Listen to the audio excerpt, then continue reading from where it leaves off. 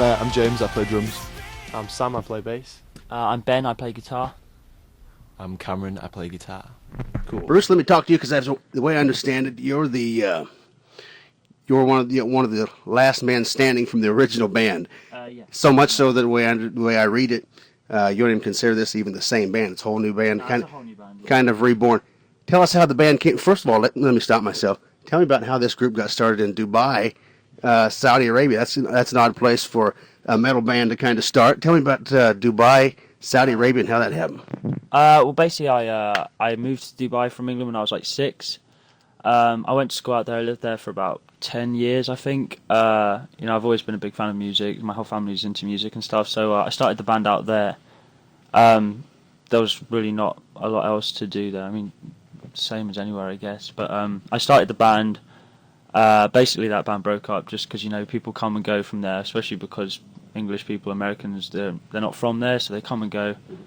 When I left Dubai to move back to England, that's basically when the band broke up. So I was like, "Fuck it." Am I allowed to say "fuck it"? Say whatever you want. All right, fuck it. If I want to, I got a sound effect. I can beep it, but whatever. It's the internet. I guess there's no rules. Sweet. Can you make like a cow noise? Sure. Sweet.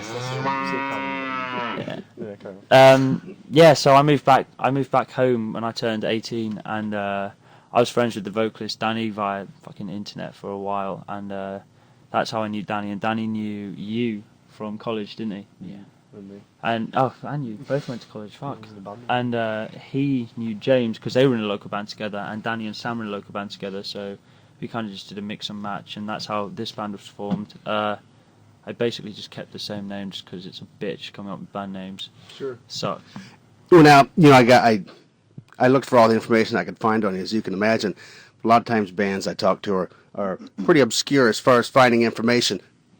Case in point, Unholy. I could hardly find anything about them. But what made matters worse there is there's a whole other band called Unholy. So, sure is a death metal band. But I did search it, and I did some research on you and Wikipedia and stuff like that.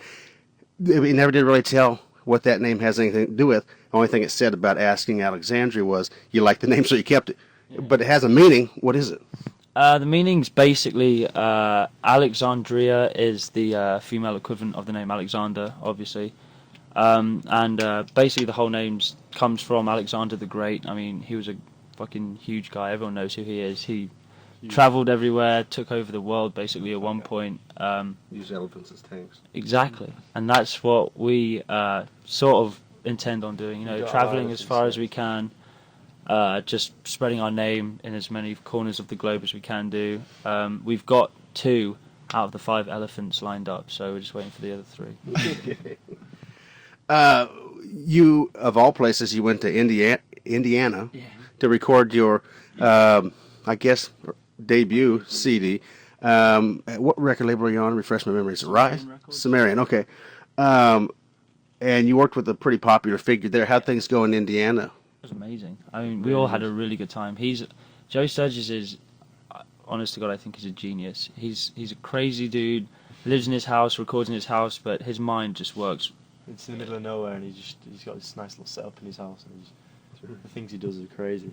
It's amazing. He doesn't really think about it, doesn't he?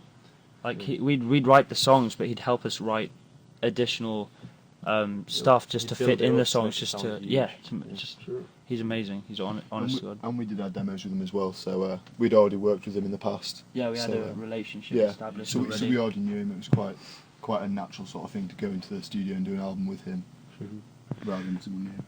They say he can take a little and make it sound like a lot, and it sounds like what you're saying. He's pretty good at it. He really could, yeah. I mean, we could probably have gone in there with a banjo and a bunch of pots and pans and come out with a similar sounding album. Did he allow you to use your amplifiers or amplification?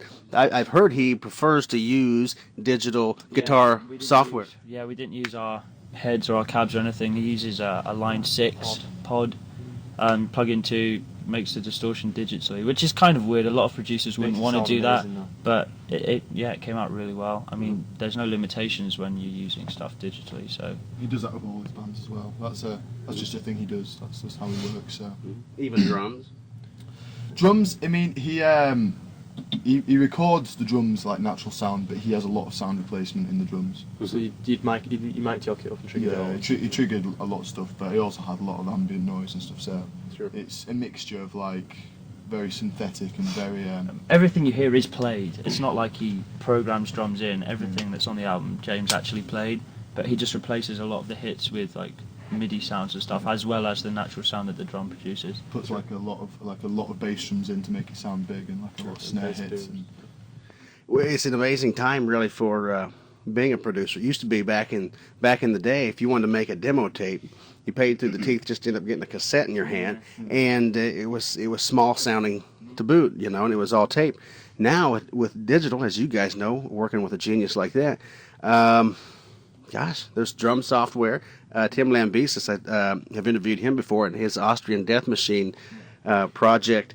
That's all phony drums. I mean, it's real sound samples, but it's like maybe 100 pieces throughout a whole song, and you can do it that way. There's a software called Tune It or something like that, and we've been doing some research and putting together some stuff, guitar rig software and stuff like that. I mean, and that's a cool way for someone without all the gear to have all that for sure. Definitely. I mean, we use a lot of like orchestra and stuff, and like a lot of strings and stuff in our music, which we didn't hire string players to use, play on it. So we had to use digital stuff. I imagine it would cost a fortune to have an orchestra. The software Who has the room for an Didn't quite have orchestra? the budget The for that. software that he uses though is like all the strings, everything you hear have actually been played and just recorded onto the software. So It's all real. it's all real, yeah. So